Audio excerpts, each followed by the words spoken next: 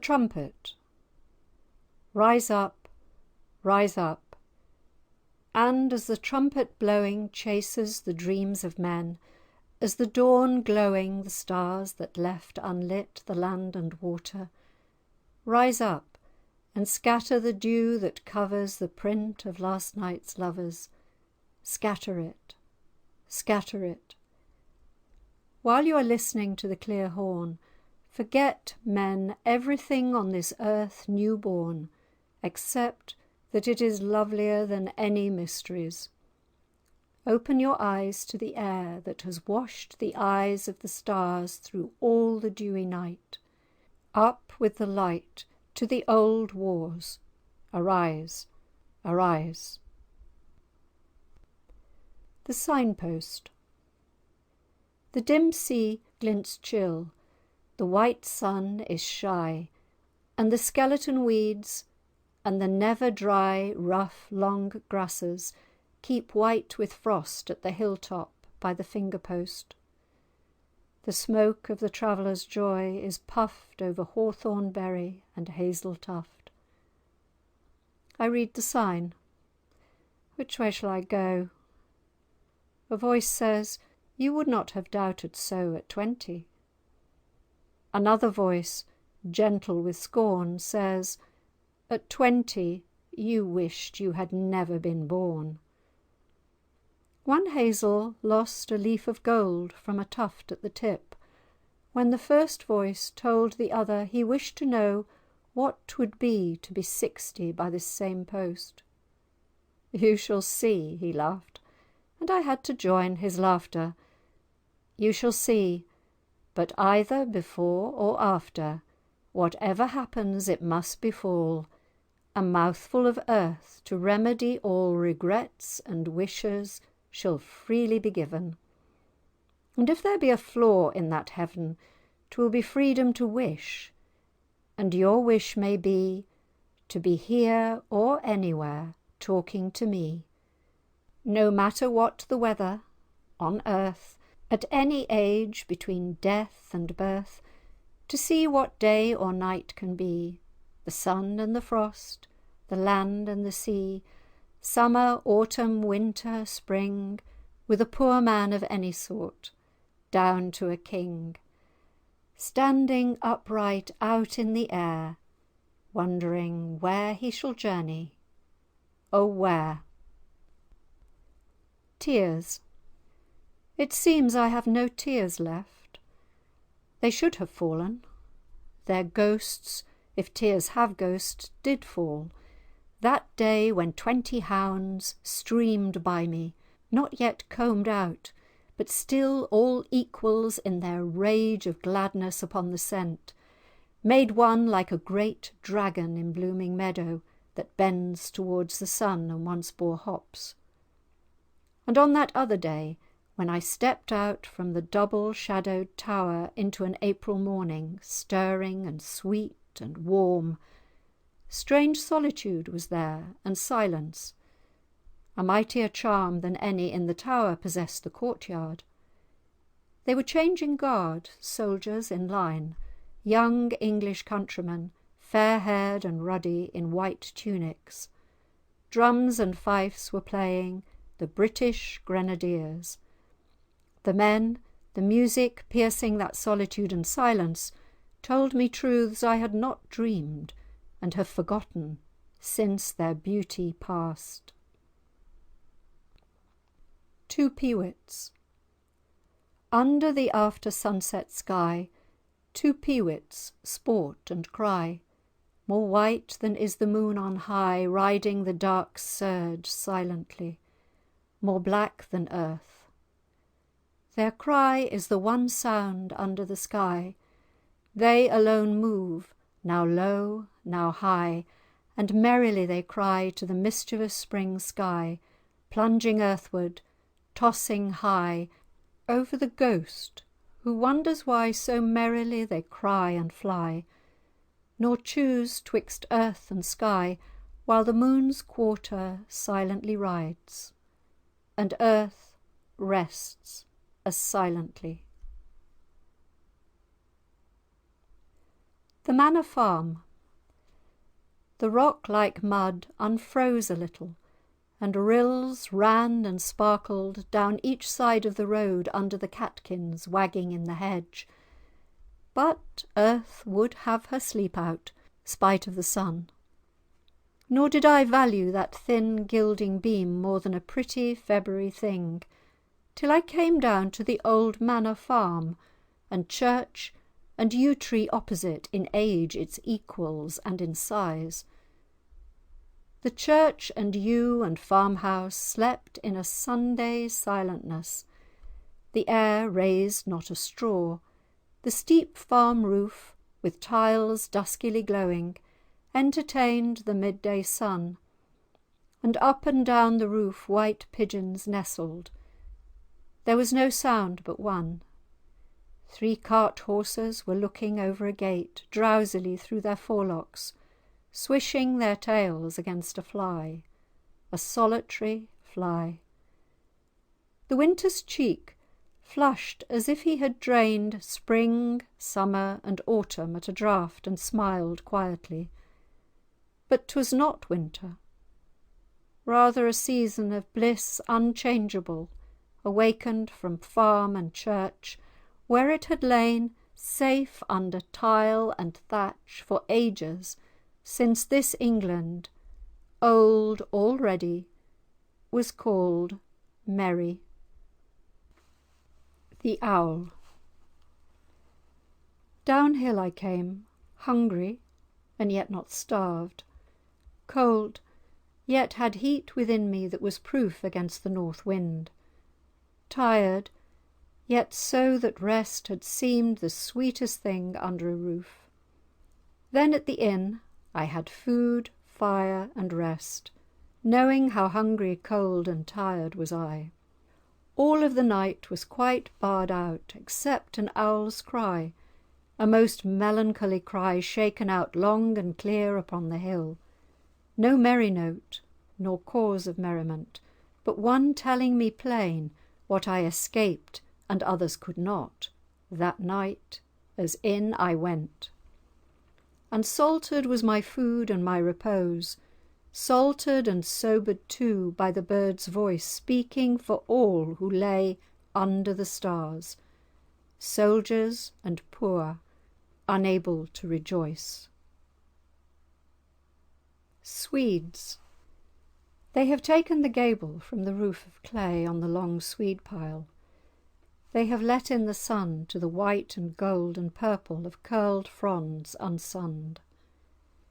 It is a sight more tender gorgeous at the wood corner where winter moans and drips, than when, in the valley of the tombs of kings, a boy crawls down into a pharaoh's tomb, and first of Christian men beholds the mummy, god and monkey, chariot and throne and vase, blue pottery, alabaster and gold. But dreamless, long dead, Amenhotep lies. This is a dream of winter, sweet as spring. Will you come? Will you come? Will you come? Will you ride so late at my side? Oh, will you come? Will you come? Will you come if the night has a moon full and bright? Oh, will you come? Would you come? Would you come if the noon gave light, not the moon? Beautiful, would you come? Would you have come? Would you have come without scorning, had it been still morning? Beloved, would you have come? If you come, haste and come. Owls have cried. It grows dark to ride. Beloved, beautiful, come. As the team's head brass. As the team's head brass flashed out on the turn, the lovers disappeared into the wood. I sat among the boughs of the fallen elm that strewed an angle of the fallow, and watched the plough narrowing a yellow square of charlock. Every time the horses turned, instead of treading me down, the ploughman leaned upon the handles to say or ask a word, about the weather, next about the war. Scraping the share, he faced towards the wood and screwed along the furrow till the brass flashed once more. The blizzard felled the elm whose crest I sat in by a woodpecker's round hole, the ploughman said. When will they take it away? When the war's over. So the talk began. 1 minute and an interval of 10, a minute more and the same interval. Have you been out? No. And don't want to, perhaps? If I could only come back again, I should. I could spare an arm. I shouldn't want to lose a leg. If I should lose my head, why, so I should want nothing more. Have many gone from here? Yes. Many lost? Yes. Good few. Only 2 teams work on the farm this year. One of my mates is dead. The second day in France they killed him. It was back in March, the very night of the blizzard, too. Now, if he had stayed here, we should have moved the tree, and I should not have sat here. Everything would have been different, for it would have been another world. Ay, and a better, though if we could see all might seem good. Then the lovers came out of the wood again. The horses started, and for the last time I watched the clods crumble and topple over after the ploughshare and the stumbling team. Thaw. Over the land, freckled with snow half thawed, the speculating rooks at their nests cawed and saw from the elm tops, delicate as flower of grass, what we below could not see. Winter pass. Interval. Gone the wild day. A wilder night coming makes way for brief twilight, where the firm-soaked road mounts and is lost in the high beech wood. It shines almost. The beeches keep a stormy rest, breathing deep of wind from the west. The wood is black with a misty steam. Above, the cloud-pack breaks for one gleam. But the woodman's cot by the ivied trees awakens not to light or breeze. It smokes aloft unwavering, it hunches soft under storm's wing. It has no care for gleam or gloom, it stays there while I shall roam, die and forget the hill of trees, the gleam, the wet, this roaring peace. Like the touch of rain. Like the touch of rain she was on a man's flesh and hair and eyes, when the joy of walking thus has taken him by surprise. With the love of the storm he burns. He sings, he laughs, well I know how, but forgets when he returns, as I shall not forget her, go now. Those 2 words shut a door between me and the blessed rain that was never shut before and will not open again. The path. Running along a bank, a parapet that saves from the precipitous wood below the level road, there is a path. It serves children for looking down the long smooth steep between the legs of beech and yew to where a fallen tree checks the sight, while men and women content themselves with the road and what they see over the bank, and what the children tell. The path, winding like silver, trickles on, bordered and even invaded by thinnest moss that tries to cover roots and crumbling chalk with gold, olive and emerald, but in vain. The children wear it. They have flattened the bank on top and silvered it between the moss with the current of their feet, year after year. But the road is houseless and leads not to school. To see a child is rare there, and the eye has but the road, the wood that overhangs and under yawns it, and the path that looks as if it led on to some legendary or fancied place where men have wished to go and stay, till sudden it ends where the wood ends. The Coombe. The Coombe was ever dark, ancient and dark. Its mouth is stopped with bramble, thorn and briar, and no one scrambles over the sliding chalk by beech and yew and perishing juniper, down the half precipices of its sides, with roots and rabbit holes for steps. The sun of winter, the moon of summer, and all the singing birds, except the missel thrush that loves juniper, are quite shut out. But far more ancient and dark the Coombe looks, since they killed the badger there, dug him out and gave him to the hounds, that most ancient Britain of English beasts. If I should ever by chance grow rich, I'll buy Codham, Cockridden and Childerditch, Roses, Pergo and Lapwater, and let them all to my elder daughter. The rent I shall ask of her will be only each year's first violets, white and lonely, the first primroses and orchises. She must find them before I do, that is. But if she finds a blossom on furze, without rent they shall all for ever be hers.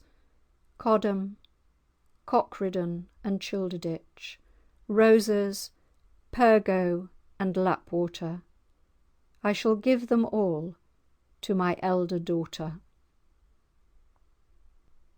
What shall I give? What shall I give my daughter the younger, more than will keep her from cold and hunger? I shall not give her anything. If she shared South Weald and Havering, their acres, the two brooks running between, Paynes Brook and Weald Brook, with peewit, woodpecker, swan and rook, she would be no richer than the queen who once on a time sat in Havering bower alone, with the shadows, pleasures and power. She could do no more with Samarcand, or the mountains of a mountain land, and its far white house above cottages, like Venus above the Pleiades.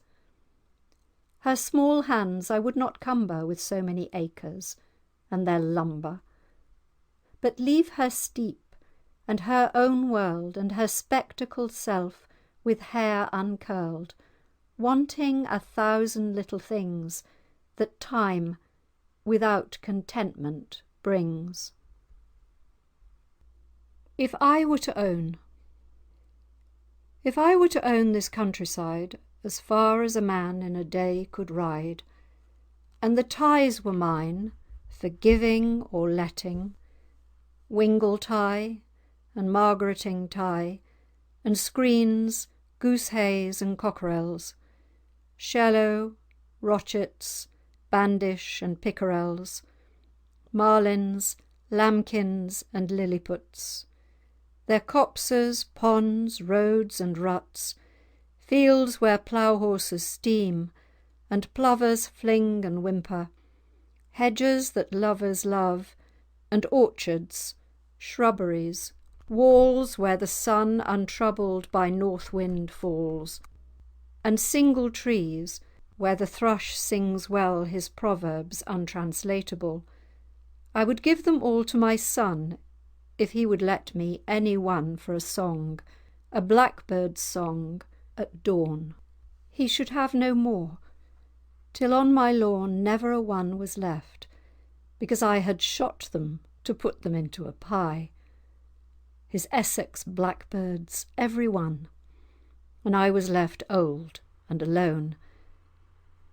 Then, unless I could pay for rent a song as sweet as a blackbird's, and as long, no more, he should have the house, not I.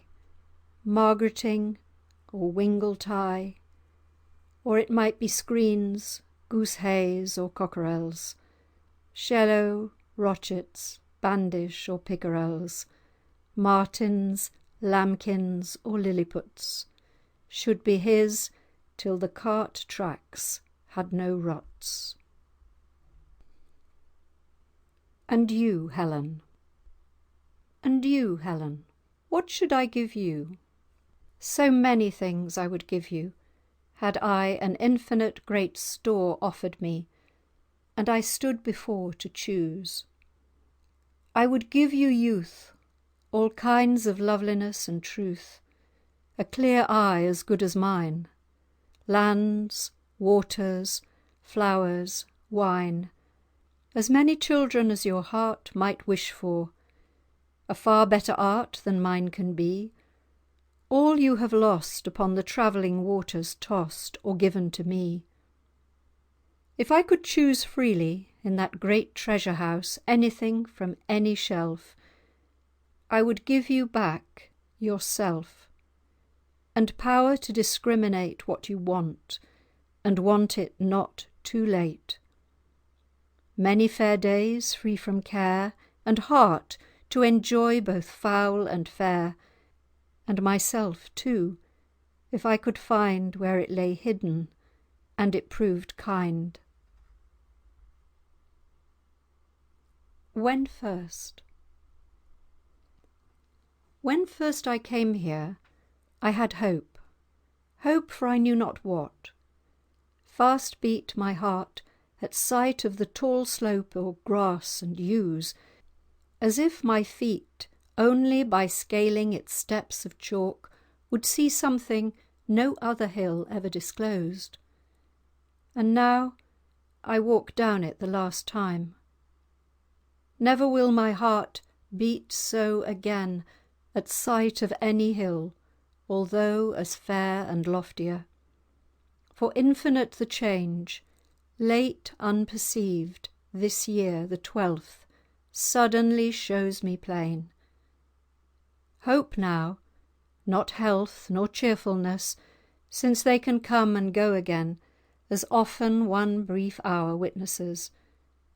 Just hope has gone for ever. Perhaps I may love other hills yet more than this. The future and the maps hide something I was waiting for. One thing I know, that love with chance and use and time and necessity will grow, and louder the heart's dance at parting than at meeting be.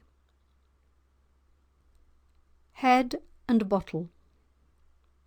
The downs will lose the sun, white alyssum lose the bees' hum, but head and bottle, tilted back in the cart, will never part, till I am cold as midnight, and all my hours are beeless flowers. He neither sees, nor hears, nor smells, nor thinks, but only drinks, quiet in the yard where tree trunks do not lie more quietly. After you speak, and what you meant is plain, my eyes meet yours that mean, with your cheeks and hair, something more wise, more dark, and far different. Even so the lark loves dust and nestles in it the minute before he must soar in lone flight so far. Like a black star he seems, a mote of singing dust afloat above that dreams and sheds no light. I know your lust is love. Sowing. It was a perfect day for sowing. Just as sweet and dry was the ground as tobacco dust. I tasted deep the hour between the far owl's chuckling first soft cry and the first star. A long stretched hour it was, nothing undone remained, the early seeds all safely sown. And now, Hark at the rain, windless and light, half a kiss, half a tear, saying good night. When we two walked. When we two walked in Lent, we imagined that happiness was something different, and this was something less. But happy were we to hide our happiness, not as they were who acted in their pride, Juno and Jupiter. For the gods in their jealousy murdered that wife and man, and we that were wise live free to recall our happiness then. In Memoriam, Easter 1915. The flowers left thick at nightfall in the wood this Eastertide call into mind the men, now far from home, who, with their sweethearts, should have gathered them, and will never do again. 50 faggots. There they stand on their ends, the 50 faggots that once were underwood of hazel and ash in Jenny Pink's copse. Now by the hedge close packed, they make a thicket fancy alone can creep through with the mouse and wren. Next spring a blackbird or a robin will nest there, accustomed to them, thinking they will remain, whatever is for ever to a bird. This spring is too late. The swift has come. 'Twas a hot day for carrying them up. Better they will never warm me, though they must light several winters' fires. Before they are done, the war will have ended. Many other things have ended, maybe, that I can no more foresee or more control than robin and wren. Women he liked. Women he liked did shovel-bearded Bob, old Farmer Hayward of the Heath, but he loved horses. He himself was like a cob, and leather-coloured. Also he loved a tree. For the life in them he loved most living things, but a tree chiefly. All along the lane he planted elms, where now the stormcock sings, that travellers hear from the slow-climbing train. Till then the track had never had a name, for all its thicket and the nightingales that should have earned it. No one was to blame. To name a thing beloved man sometimes fails. Many years since Bob Hayward died, and now none passes there, because the mist and the rain out of the elms has turned the lane to slough and gloom. The name alone survives, Bob's Lane. Early one morning in May I set out, and nobody I knew was about. I'm bound away for ever, away somewhere, away for ever. There was no wind to trouble the weathercocks. I had burnt my letters and darned my socks. No one knew I was going away. I thought myself I should come back some day. I heard the brook through the town gardens run. Oh, sweet was the mud turned to dust by the sun. A gate banged in a fence and banged in my head. "A fine morning, sir," a shepherd said. I could not return from my liberty to my youth and my love and my misery. The past is the only thing that smells sweet, the only sweet thing that is not also fleet. I'm bound away for ever, away somewhere, away for ever. The cherry trees. The cherry trees bend over and are shedding on the old road where all that passed are dead, their petals strewing the grass as for a wedding this early May morn, when there is none to wed. It rains. It rains and nothing stirs within the fence anywhere through the orchard's untrodden, dense forest of parsley. The great diamonds of rain on the grass blades there is none to break, or the fallen petals further down to shake. And I am nearly as happy as possible to search the wilderness in vain, though well, to think of two walking, kissing there, drenched, yet forgetting the kisses of the rain. Sad too, to think that never, never again, unless alone, so happy shall I walk in the rain.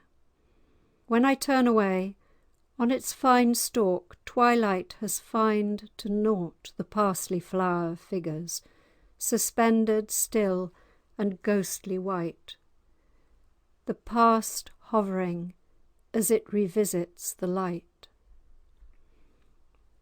The huckster. He has a hump like an ape on his back. He has of money a plentiful lack, and but for a gay coat of double his girth, there is not a plainer thing on the earth this fine May morning. But the huckster has a bottle of beer, he drives a cart, and his wife sits near, who does not heed his lack or his hump, and they laugh as down the lane they bump this fine May morning. A gentleman. He has robbed 2 clubs. The judge at Salisbury can't give him more than he undoubtedly deserves. The scoundrel! Look at his photograph. A lady killer. Hanging's too good by half for such as he. So said the stranger, one with crimes yet undiscovered or undone. But at the inn the gipsy dame began.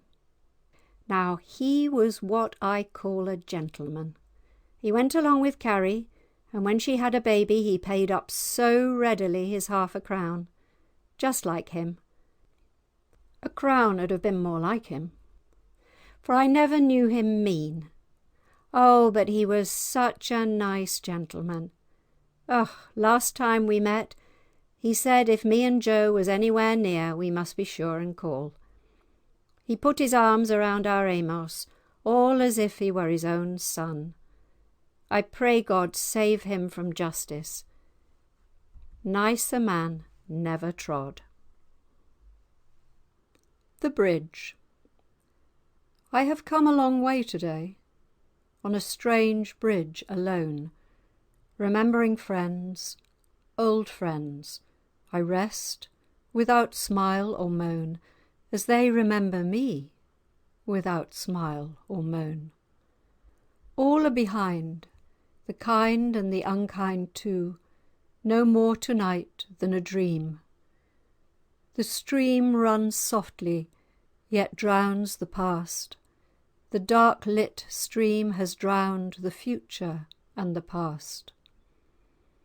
No traveller has rest more blessed than this moment brief between 2 lives, when the night's first light and shade hide what has never been, things goodlier, lovelier, dearer than will be or have been.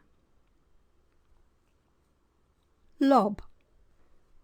At hawthorn time in Wiltshire, travelling in search of something chance would never bring, an old man's face, by life and weather cut and coloured, rough, brown, sweet as any nut, a land face, sea-blue eyed, hung in my mind when I had left him many a mile behind.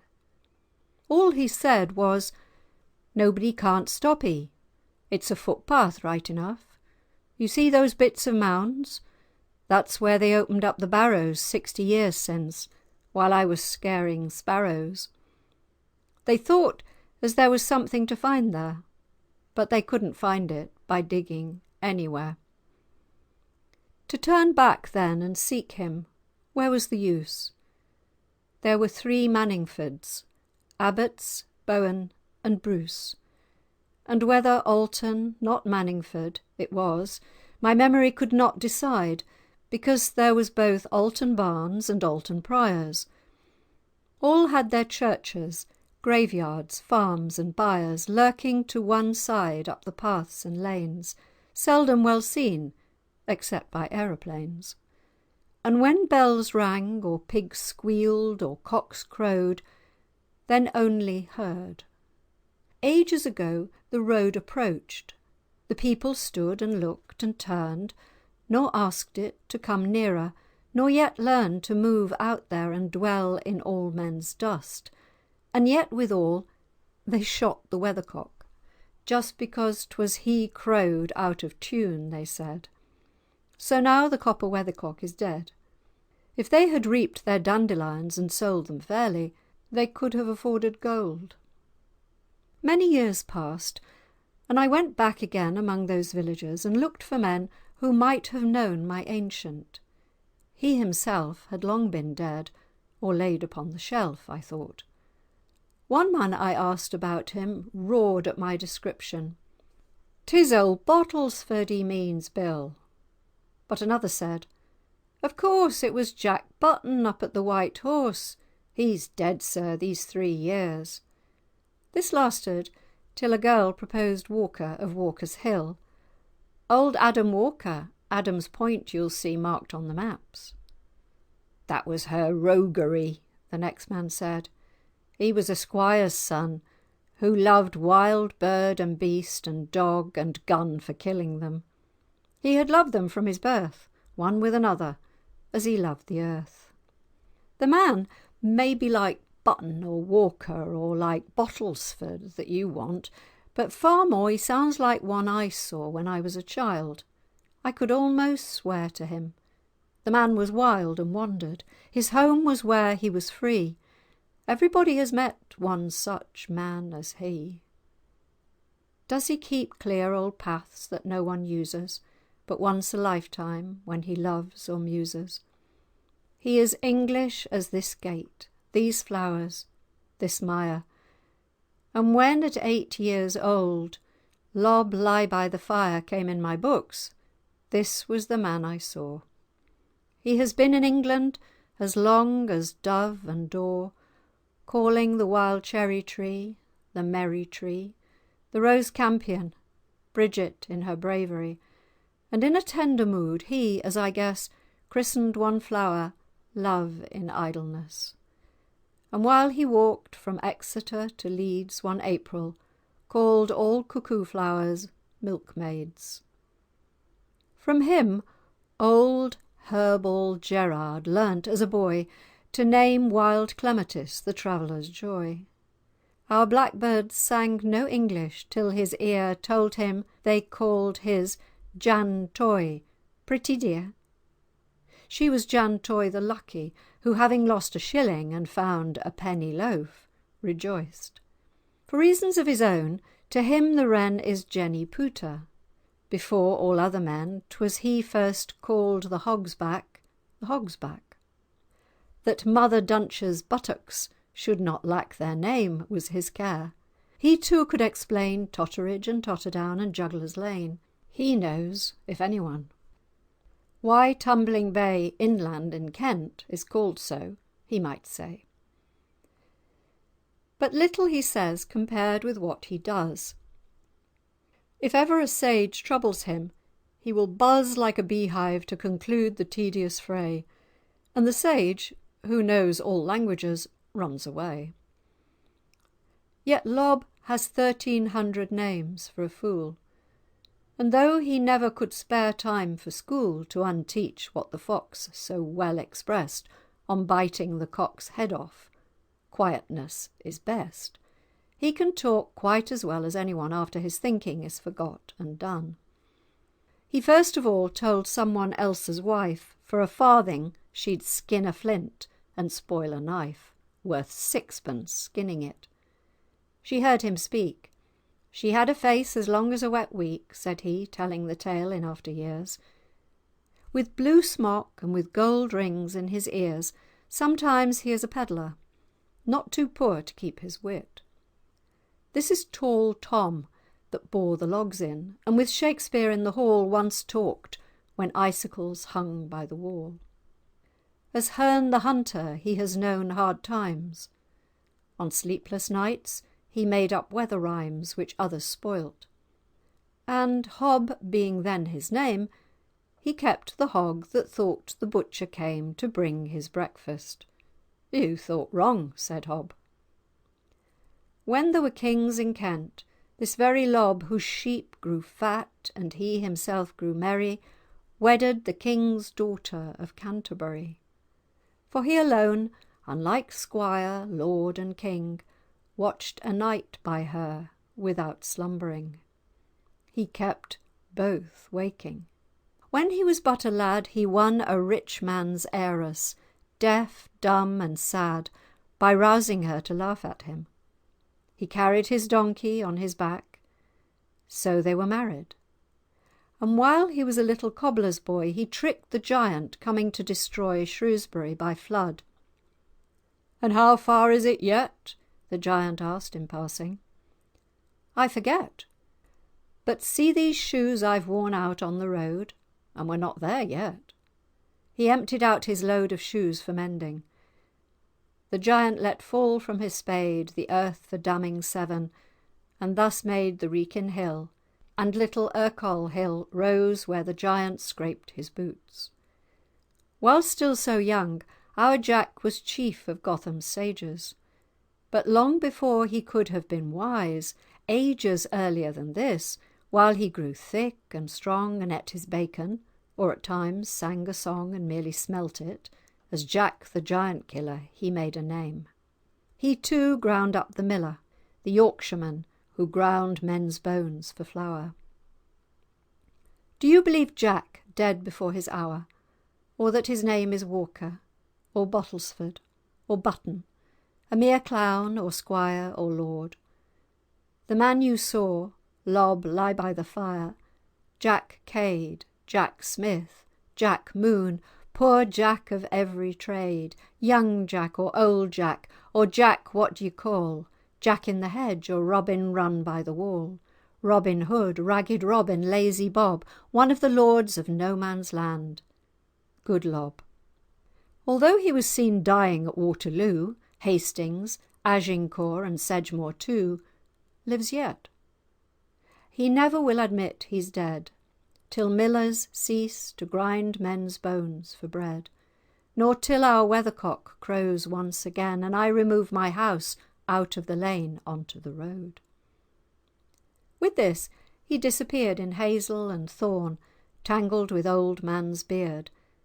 But one glimpse of his back, as there he stood, choosing his way, proved him of old Jack's blood, young Jack perhaps, and now a Wiltshireman, as he has oft been since his days began.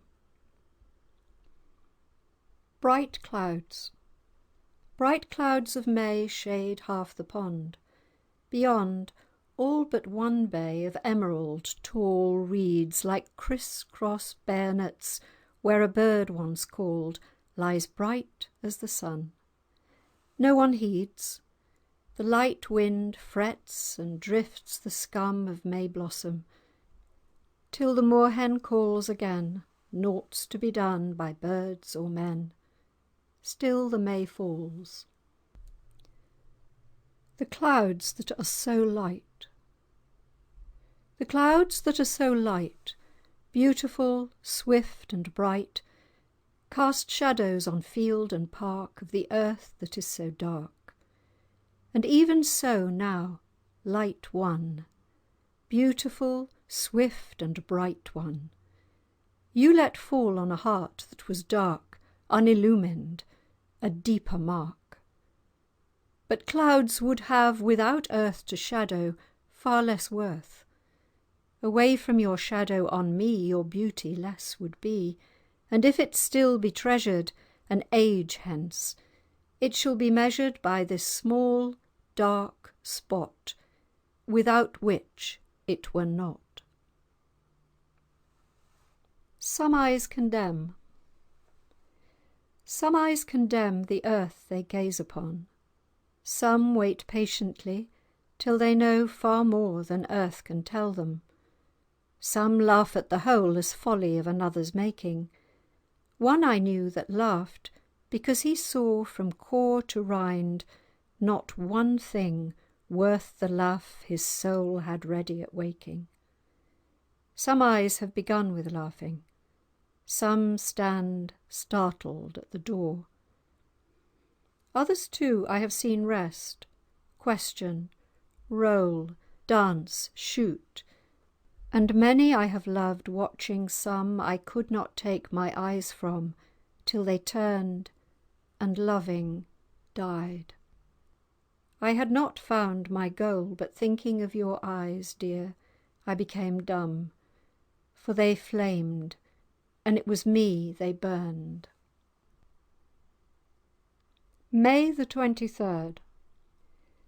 There never was a finer day, and never will be while May is May, the third and not the last of its kind. But though fair and clear, the two behind seem pursued by tempests overpast, and the morrow, with fear that it could not last, was spoiled. To-day, ere the stones were warm, 5 minutes of thunderstorm dashed it with rain, as if to secure by one tear its beauty the luck to endure. At midday then, along the lane, old Jack Norman appeared again, jaunty and old, crooked and tall, and stopped and grinned at me over the wall, with a cowslip bunch in his buttonhole and one in his cap. Who could say if his roll came from flints in the road, the weather, or ale? He was welcome as the nightingale. Not an hour of the sun had been wasted on Jack. "I've got my Indian complexion back," said he. He was tanned like a harvester, like his short clay pipe, like the leaf and burr that clung to his coat from last night's bed, like the ploughland crumbling red. Fairer flowers were none on the earth than his cowslips, wet with the dew of their birth, or fresher leaves than the cress in his basket. "Where did they come from, Jack?" "Don't ask it, and you'll be told no lies." "Very well, then I can't buy." "I don't want to sell."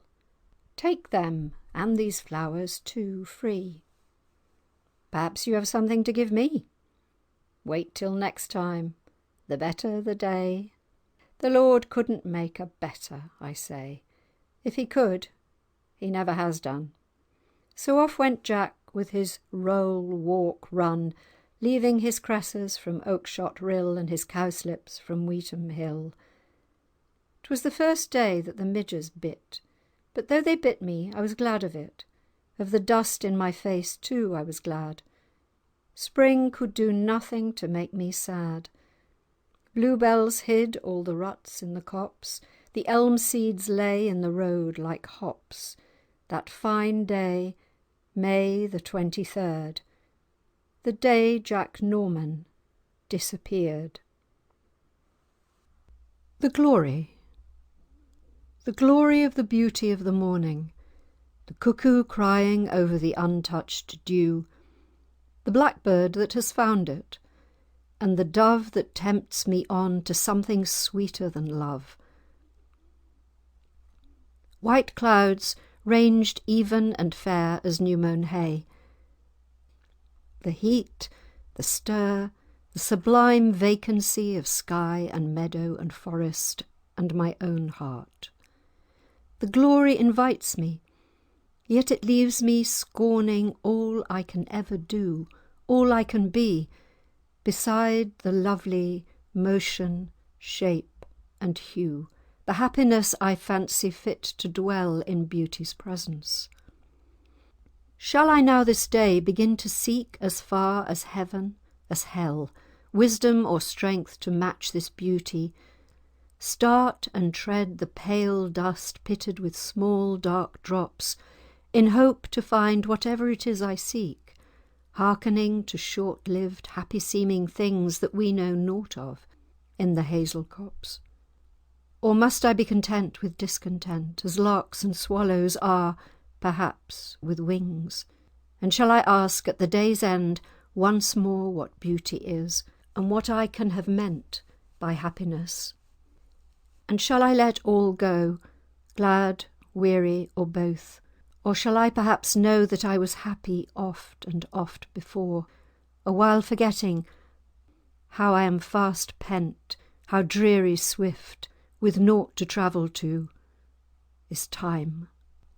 Or shall I perhaps know that I was happy oft and oft before, a while forgetting how I am fast pent, how dreary swift, with nought to travel to, is time?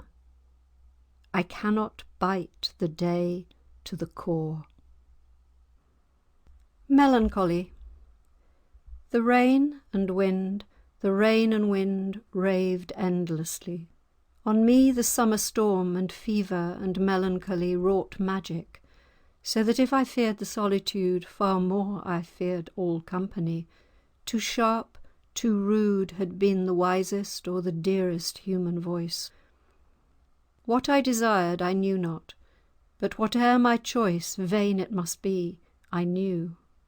Yet naught did my despair but sweeten the strange sweetness, while through the wild air all day long I heard a distant cuckoo calling, and soft as dulcimers sounds of near water falling, and softer and remote, as if in history, rumours of what had touched my friends, my foes, or me. Adlestrop. Yes, I remember Adlestrop. The name, because one afternoon of heat the express train drew up there unwontedly. It was late June. The steam hissed. Someone cleared his throat. No one left, and no one came on the bare platform. What I saw was Adlestrop. Only the name, and willows, willow herb and grass, and meadow sweet, and haycocks dry, no whit less still and lonely fair than the high cloudlets in the sky. And for that minute a blackbird sang close by, and round him, mistier, farther and farther, all the birds of Oxfordshire and Gloucestershire. The green roads. The green roads that end in the forest are strewn with white goose feathers this June, like marks left behind by someone gone to the forest to show his track, but he has never come back. Down each green road a cottage looks at the forest. Round one the nettle towers, two are bathed in flowers. An old man along the green road to the forest strays from one, from another a child alone. In the thicket bordering the forest, all day long a thrush twiddles his song. It is old, but the trees are young in the forest, all but one like a castle keep in the middle deep. That oak saw the ages pass in the forest. They were a host, but their memories are lost, for the tree is dead. All things forget the forest, excepting perhaps me. When now I see the old man, the child, the goose feathers at the edge of the forest, and hear all day long the thrush repeat his song. The mill pond. The sun blazed, while the thunder yet added a boom. A wagtail flickered bright over the mill pond's gloom. Less than the cooing in the alder aisles of the pool sounded the thunder through that plunge of waters cool. Scared starlings on the aspen tip past the black mill out-chattered the stream and the next roar far on the hill. As my feet, dangling, teased the foam that slid below, a girl came out. "Take care," she said, ages ago. She startled me, standing quite close, dressed all in white. Ages ago I was angry till she passed from sight. Then the storm burst, and as I crouched to shelter, how beautiful and kind too she seemed, as she does now. It was upon a July evening. At a stile I stood looking along a path over the country by a second spring drenched perfect green again. "The latter math will be a fine one," so the stranger said, a wandering man. Albeit I stood at rest, flushed with desire I was, the earth outspread, like meadows of the future I possessed. And as an unaccomplished prophecy, the stranger's words, after the interval of 100 years, when those fields are by me never to be recrossed, now I recall this July eve, and question, wondering, what of the latter math to this hoar spring? Tall nettles. Tall nettles cover up, as they have done these many springs, the rusty harrow, the plough long worn out, and the roller made of stone. Only the elm butt tops the nettles now. This corner of the farmyard I like most. As well as any bloom upon a flower, I like the dust on the nettles, never lost except to prove the sweetness of a shower. Haymaking. After night's thunder far away had rolled, the fiery day had a kernel sweet of cold, and in the perfect blue the clouds uncurled, like the first gods before they made the world and misery, swimming the stormless sea in beauty and in divine gaiety. The smooth, white, empty road was lightly strewn with leaves, the holly's autumn falls in June, and fir cones standing stiff up in the heat. The millfoot water tumbled white and lit with tossing crystals, happier than any crowd of children pouring out of school allowed. And in the little thickets, where a sleeper for ever might lie lost, the nettle creeper and garden warbler sang unceasingly, while over them shrill shrieked in his fierce glee the swift with wings and tail, as sharp and narrow as if a bow had flown off with the arrow. Only the scent of woodbine and hay new mown travelled the road. In the field, sloping down, park-like, to where its willows showed the brook, haymakers rested.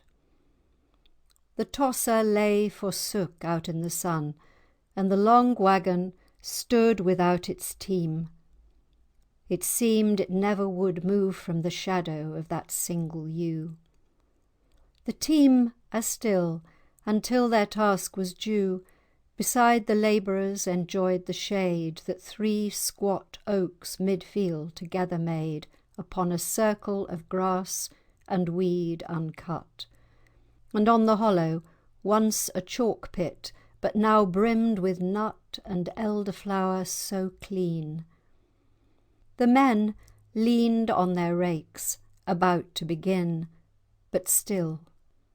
And all was silent, all was old this morning time, with a great age untold, older than Clare and Cobbett, moorland and Crome, than at the field's far edge the farmer's home, a white house crouched at the foot of a great tree.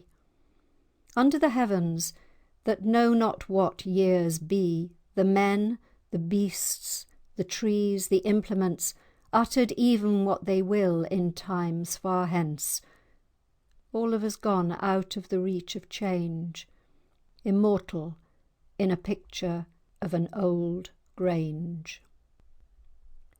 How at once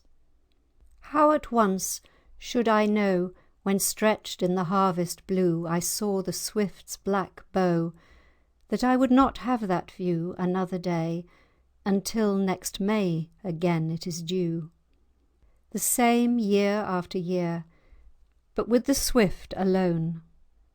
With other things I but fear that they will be over and done suddenly, and I only see them to know them gone. Gone, gone again. Gone, gone again, May, June, July, and August gone, again gone by. Not memorable, save that I saw them go, as past the empty quays the rivers flow. And now again in the harvest rain the Blenheim oranges fall grubby from the trees, as when I was young, and when the lost one was here, and when the war began to turn young men to dung. Look at the old house, outmoded, dignified, dark and untenanted, with grass growing instead of the footsteps of life, the friendliness, the strife. In its beds have lain youth, love, age and pain. I am something like that, only I am not dead, still breathing and interested in the house that is not dark. I am something like that, not one pane to reflect the sun for the schoolboys to throw at. They have broken, every one. The sun used to shine. The sun used to shine while we two walked slowly together, paused and started again, and sometimes mused, sometimes talked as either pleased, and cheerfully parted each night. We never disagreed which gate to rest on. The to-be and the late past we gave small heed. We turned from men or poetry to rumours of the war remote, only till both stood disinclined for aught but the yellow flavorous coat of an apple wasps had undermined, or a century of dark betonies, the stateliest of small flowers on earth, at the forest verge, or crocuses pale purple, as if they had their birth in sunless Hades fields. The war came back to mind with the moonrise, which soldiers in the east afar beheld then. Nevertheless, our eyes could as well imagine the Crusades or Caesar's battles. Everything to faintness, like those rumours, fades, like the brook's water glittering under the moonlight, like those walks now, like us two that took them, and the fallen apples, all the talks and silences, like memory's sand when the tide covers it late or soon, and other men through other flowers in those fields under the same moon go talking and have easy hours. October. The green elm with the one great bough of gold lets leaves into the grass slip one by one. The short hill grass, the mushrooms small milk white, harebell and scabious and tormentil, that blackberry and gorse in dew and sun bow down to, and the wind travels too light to shake the fallen birch leaves from the fern. The gossamers wander at their own will. At heavier steps than birds, the squirrels scold. The rich scene has grown fresh again and new as spring, and to the touch is not more cool than it is warm to the gaze. And now I might as happy be as earth is beautiful, were I some other, or with earth could turn in alternation of violet and rose, harebell and snowdrop at their season due, and gorse that has no time not to be gay. But if this be not happiness, who knows?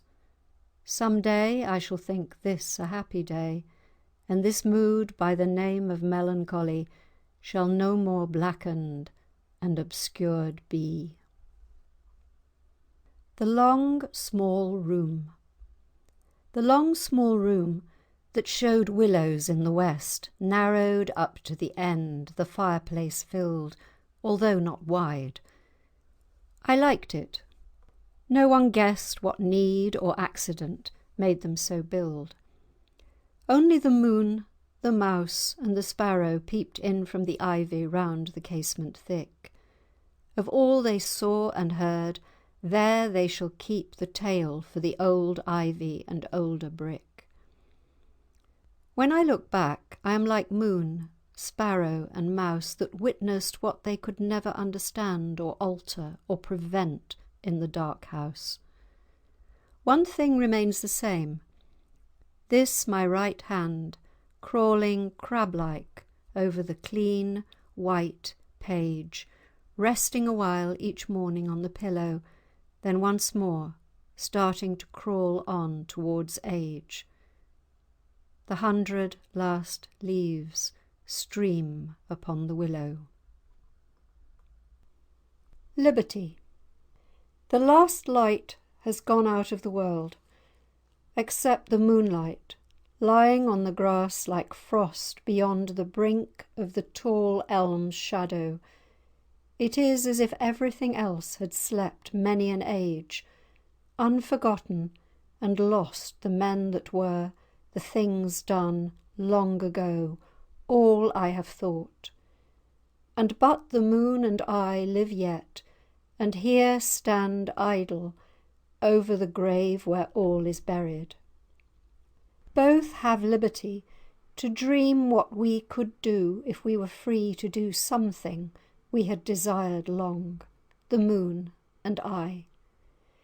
There's none less free than who does nothing and has nothing else to do, being free only for what is not to his mind, and nothing is to his mind. If every hour, like this one passing, that I have spent among the wiser others, when I have forgot to wonder whether I was free or not, were piled before me, and not lost behind, and I could take and carry them away, I should be rich. Or if I had the power to wipe out every one and not again regret, I should be rich to be so poor. And yet I still am half in love with pain, with what is imperfect, with both tears and mirth, with things that have an end, with life and earth, and this moon that leaves me dark within the door. November. November's days are 30. November's earth is dirty. Those 30 days from first to last, and the prettiest things on ground are the paths with morning and evening hobnails dinted, with foot and wing-tip overprinted or separately charactered of little beast and little bird. The fields are mashed by sheep, the roads make the worst going, the best the woods where dead leaves upward and downward scatter. Few care for the mixture of earth and water, twig, leaf, flint, thorn, straw, feather, all that men scorn, pounded up and sodden by flood, condemned as mud. But of all the months when earth is greener, not one has clean skies that are cleaner. Clean and clear and sweet and cold, they shine above the earth so old, while the after-tempest cloud sails over in silence, though winds are loud, till the full moon in the east looks at the planet in the west, and earth is silent as it is black, yet not unhappy for its lack. Up from the dirty earth men stare. One imagines a refuge there above the mud, in the pure bright of the cloudless heavenly light. Another loves earth and November more dearly, because without them, he sees clearly, the sky would be nothing more to his eye than he in any case is to the sky. He loves even the mud, whose dyes renounce all brightness to the skies. The shieling. It stands alone, up in a land of stone, all worn like ancient stairs, a land of rocks and trees, nourished on wind and stone. And all within long delicate has been, by arts and kindliness, coloured, sweetened and warmed, for many years has been. Safe resting there, men hear in the travelling air but music, pictures see in the same daily land, painted by the wild air. One maker's mind made both, and the house is kind to the land that gave it peace, and the stone has taken the house to its cold heart, and is kind. The gallows. There was a weasel lived in the sun with all his family, till a keeper shot him with his gun and hung him up on a tree, where he swings in the wind and rain, in the sun and in the snow, without pleasure, without pain, on the dead oak tree bough. There was a crow who was no sleeper, but a thief and a murderer, till a very late hour, and this keeper made him one of the things that were, to hang and flap in rain and wind, in the sun and in the snow. There are no more sins to be sinned on the dead oak tree bough. There was a magpie too, had a long tongue and a long tail. He could both talk and do, but what did that avail?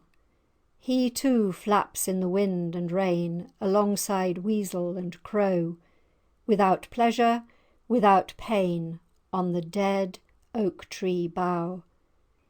And many other beasts and birds, skin, bone and feather, have been taken from their feasts and hung up there together, to swing and have endless leisure in the sun and in the snow, without pain, without pleasure, on the dead oak tree bough. Birds' nests. The summer nests, uncovered by autumn wind, some torn, others dislodged, all dark. Everyone sees them, low or high in tree, or hedge, or single bush. They hang like a mark.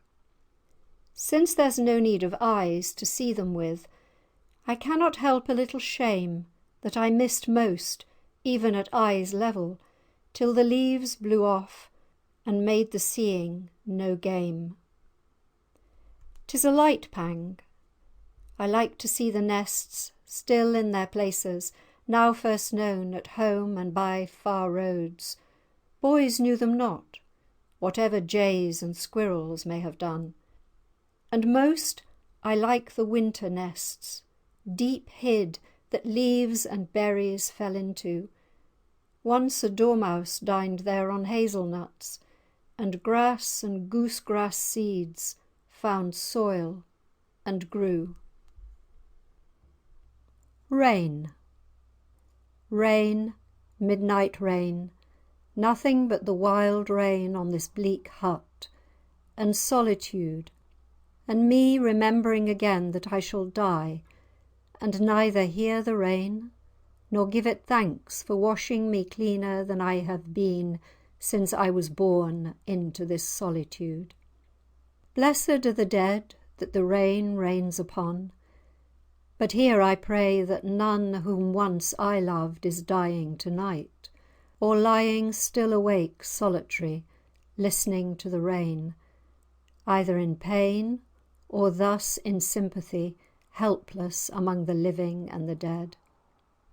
Like a cold water among broken reeds, myriads of broken reeds, all still and stiff, like me, who have no love which this wild rain has not dissolved, except the love of death, if love it be, towards what is perfect, and cannot, the tempest tells me, disappoint. Home. Fair was the morning, fair our tempers, and we had seen nothing fairer than that land, though strange, and the untrodden snow that made wild of the tame, casting out all that was not wild and rustic and old, and we were glad. Fair too was afternoon, and first to pass were we that league of snow. Next the north wind there was nothing to return for, except need. And yet we sang, nor ever stopped for speed, as we did often with the start behind. Faster still strode we, when we came in sight of the cold roofs where we must spend the night. Happy we had not been there, nor could be, though we had tasted sleep and food and fellowship together long. How quick, to someone's lips the word came, will the beaten horse run home? The word home raised a smile in us all three, and one repeated it, smiling just so that all knew what he meant and none would say. Between three counties far apart that lay, we were divided, and looked strangely each at the other, and we knew we were not friends, but fellows in a union that ends with the necessity for it, as it ought. Never a word was spoken, not a thought was thought, of what the look meant with the word home, as we walked and watched the sunset blurred. And then to me the word, only the word, homesick, as it were playfully occurred, no more. If I should evermore admit than the mere word, I could not endure it for a day longer. This captivity must somehow come to an end, else I should be another man, as often now I seem, or this life be only an evil dream. There's nothing like the sun. There's nothing like the sun as the year dies, kind as it can be, this world being made so, to stones and men and beasts and birds and flies, to all things that it touches except snow, whether on mountainside or street of town. The south wall warms me. November has begun, yet never shone the sun as fair as now, while the sweet last left damsons from the bough with spangles of the morning storm drop down because the starling shakes it, whistling what once swallows sang. But I have not forgot that there is nothing, too, like March's sun, like April's, or July's, or June's, or May's, or January's, or February's great days, and August, September, October, and December have equal days, all different from November. No day of any month but I have said, or if I could live long enough, should say, there's nothing like the sun that shines today. There's nothing like the sun till we are dead. When he should laugh. When he should laugh, the wise man knows full well, for he knows what is truly laughable. But wiser is the man who laughs also, or holds his laughter when the foolish do. An old song. The sun set, the wind fell, the sea was like a mirror shaking. The one small wave that clapped the land a mile-long snake of foam was making, where tide had smoothed and wind had dried the vacant sand.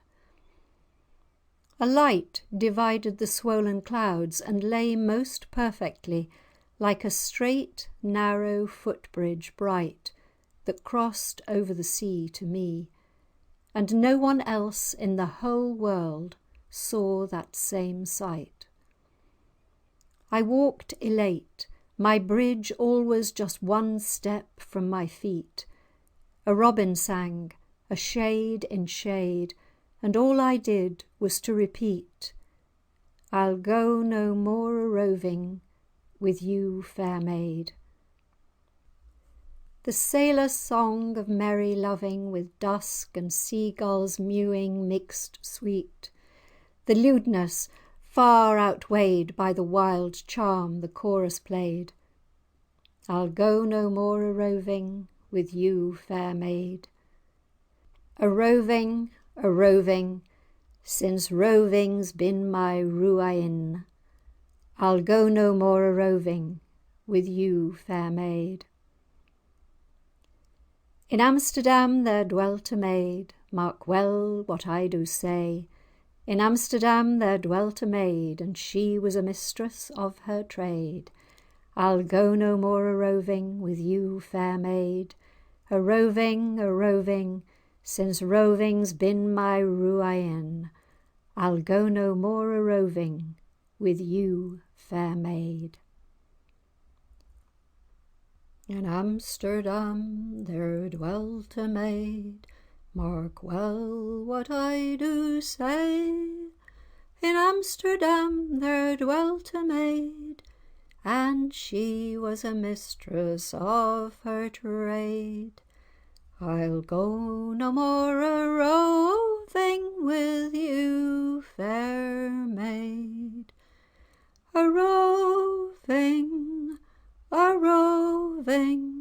since roving's been my ruain, I'll go no more a roving with you, fair maid.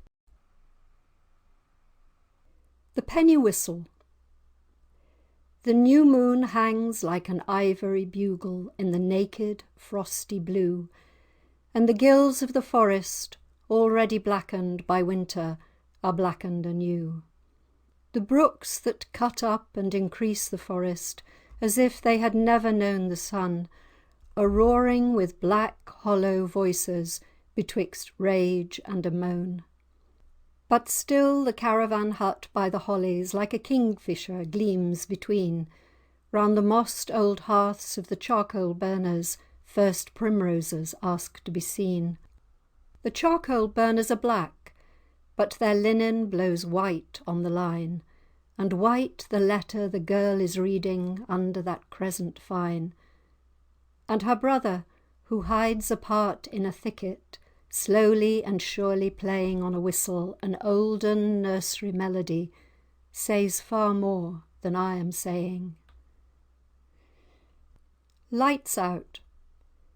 I have come to the borders of sleep, the unfathomable deep forest where all must lose their way, however straight or winding, soon or late. They cannot choose.